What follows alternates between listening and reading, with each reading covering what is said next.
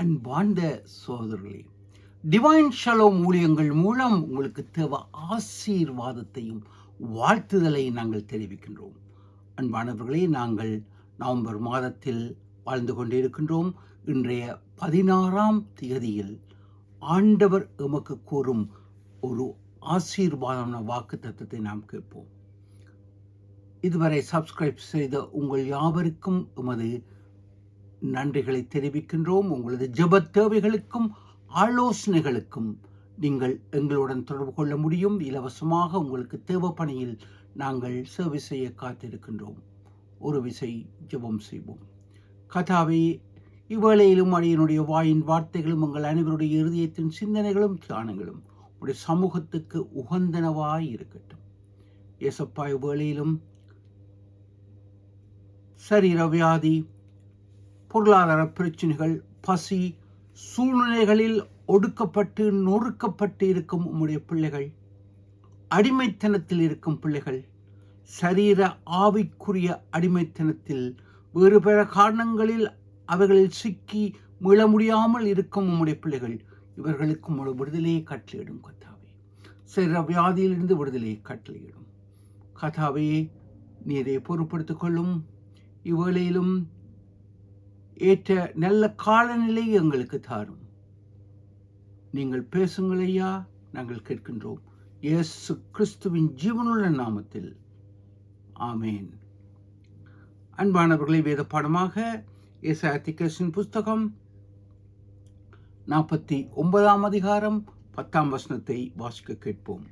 அவர்கள் பசியாயிருப்பதும் இல்லை, தாகமாயிருப்பதும் இல்லை, உஷ்ணமாகிலும் வெயிலாகிலும் அவர்கள் மேல் படுவதும் இல்லை. அவர்களுக்கு இறங்குகிறவர் அவர்களை நடத்தி அவர்களை நீரூற்றண்டிடத்திற்கு கொண்டு போய் விடுவார். ஆம் அன்பானவர்களே, இது அருமையான வாக்கு தத்துவத்தை ஆண்டவர் தருகின்றார். எந்த சூழ்நிலையில் தருகின்றார்? நெருக்கப்பட்டு ஒடுக்கப்பட்டு அடிமைத்தனத்தில் இருக்கும் சூழ்நிலையில் ஆண்டவர் கூறும் வார்த்தை தெளிவாக, அவர்கள் பசியாயிருப்பதும் இல்லை, தாகமாயிருப்பதும் இல்லை, அவர்கள் வெயிலாகிலும் அவர்கள் மேல் படுவதில்லை.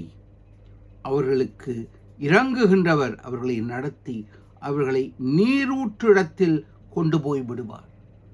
அடிமைத்தனம் அங்கு அவர்களை அதிகமாக வேலை வாங்கி அவர்களை ஒரு மனிதர்கள் இல்லாததை போல வேலை வாங்கும் சூழ்நிலையில் ஆண்டவர் இந்த வாக்குத்தத்தத்தை தருகின்றார். இன்றைய வாழ்க்கையிலும் காலகட்டங்களிலும் நீங்கள் இவ்விதமான சூழ்நிலையில் கடந்து கொண்டிருக்கலாம். என் அன்பு சகோதரனே, ஆண்டவர் கூறுகின்றார், அவர்கள் மேல் இறங்குகின்ற மனம் இறங்குகின்ற கர்த்தர் உங்கள் மேல் இரக்கமாய் உங்களை பார்க்கின்றார். உங்கள் சூழ்நிலைகளை பார்க்கின்றார். அவர் உங்களுக்கு விடுதலையை தர காத்திருக்கின்றார். தனிப்பட்ட முறையில் அவருடைய கண்கள் உங்களை நோக்குகின்றது. இன்று சரீர வியாதி, வேதனை, பொருளாதார பிரச்சனைகள், வேலையில்லாத பிரச்சனைகள், அநேக சூழ்நிலைகளில் நீங்கள் பாதிக்கப்பட்டிருக்கலாம். அன்பில்லாமல் தவித்துக் கொண்டிருக்கலாம். ஆண்டவர் உங்களுக்கு இறங்குகின்றார். இரக்கத்தின் தேவன் உங்களை பார்க்கின்றார். அவரண்டை வருவீர்களா? எமக்கு அதிக தேவைகள் இருக்கலாம். பொருளாதாரத்தில் அத்தியாவசிய தேவை, ஆடம்பர தேவை, இப்படியாக இருக்கின்றோம். கேள்வி, நிரம்பல், இவைகள் பொருளாதாரத்தில் செயல்பட்டு கொண்டிருக்கின்றது. ஆயினும் எங்கள் அடிப்படை தேவை உணவு, நீர், உடை, உறைவிடம், இவைகளில் நாங்கள் இன்று சிக்கி தவித்து இவைகள் இல்லாமல் இருக்கும் பொழுது ஆண்டவர் உங்கள் தேவைகளை அவர் சந்திக்கின்றார். அன்பானவர்களே, இங்கே நாங்கள் பார்க்கும் பொழுது ஆண்டவருடைய ஒரு பெண், அடிமை பெண், நீரின்றி அவள் தன்னுடைய மகன் மரித்து போகும் சூழ்நிலையில் ஆண்டவரே என்று கதறும் பொழுது வனாந்தரத்தில் நீரூற்றை கட்டளையிடுகின்றார். இது ஆதியாகமம் 21ஆம் அதிகாரம் 19ஆம் வசனம்.